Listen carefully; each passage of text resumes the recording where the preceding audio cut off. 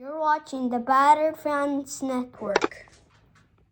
Welcome to episode number 60 of the Better Heat Fans Podcast. I'm your host, Daniel Granada, and alongside me is usually Mr. Daniel Solana, but he's a little under the weather, so I'm going to ride this one solo, but not too much to talk about.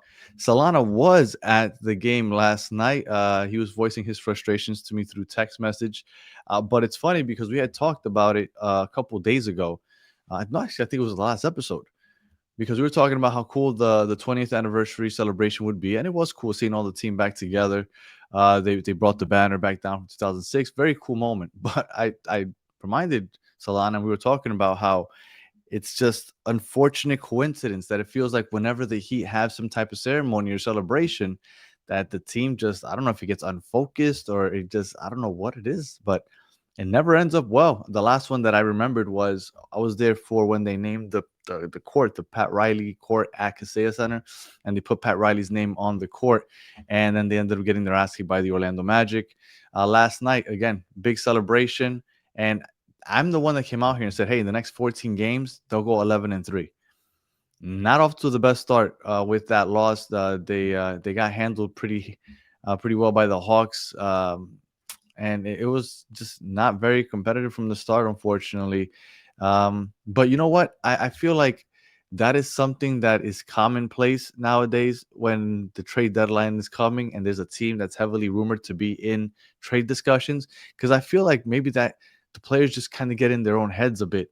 And when they're thinking about, am I going to go? Am I staying? And I think that I'm trying to to put it on something, and I think that maybe that's it. Because Bam Adebayo, even though Bam Adebayo shouldn't be worried about getting traded, he had a rough shooting night. He was 4 for 16, 0 for 3 from three. Even though he had 14 rebounds, Davion Mitchell, not the best scoring night, but as far as distributing the ball, he had 10 assists, only one turnover. That's a lot of what we were seeing in early season Davion Mitchell. He's kind of fallen off as far as that goes.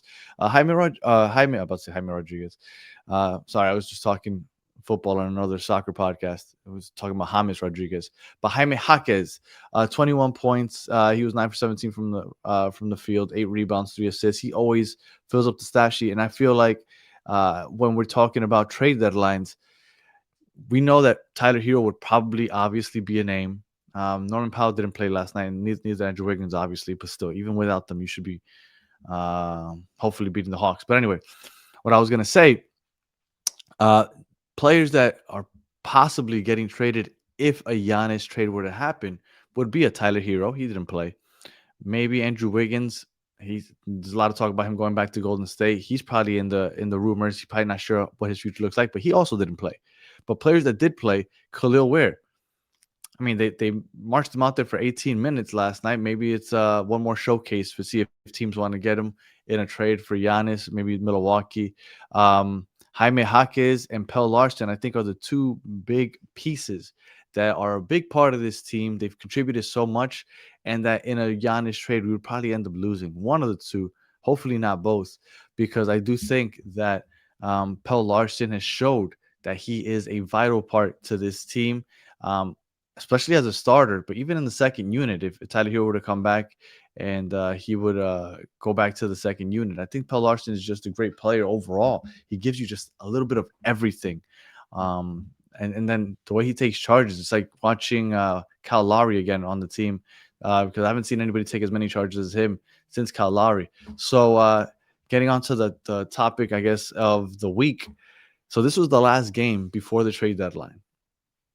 We are 52 games into the year, so we have 30 games left, and it's go time. You already saw a couple big moves. You saw James Harden go from the Clippers to Cleveland in exchange for Darius Garland.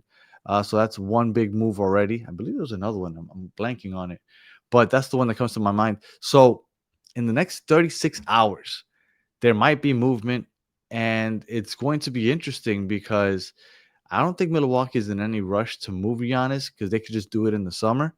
But I think the Heat are the ones that need to be a little more um, pushy as far as getting this done because you want to salvage this season. And if you get Giannis, all of a sudden you think, oh, maybe there is a chance. Like maybe we can do something this season. because I think that Giannis would give you a combination of Giannis with Bam and Norman Powell, because that's what Giannis needs. Giannis can't carry a team by himself. He showed that over the last few years when he kind of gets bounced in the first round.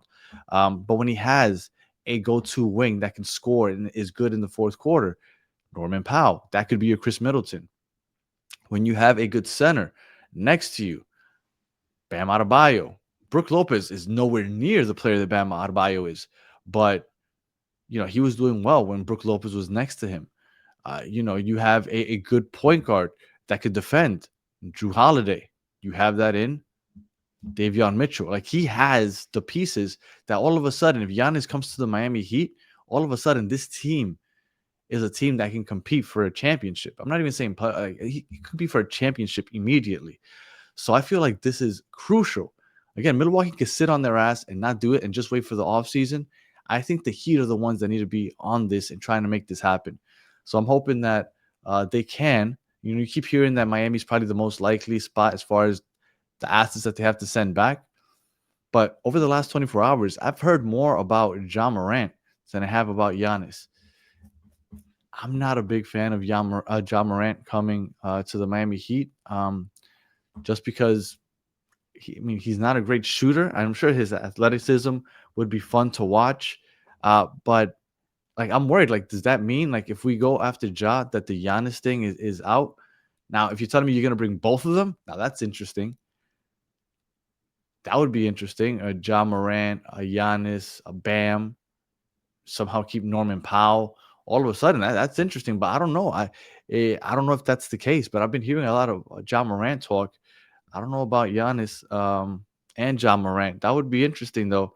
But I'm not a big fan of the Ja Morant stuff. If I'm saying go all in on Giannis. If we can make the Giannis thing happen, I think the Miami Heat become an NBA title contender immediately.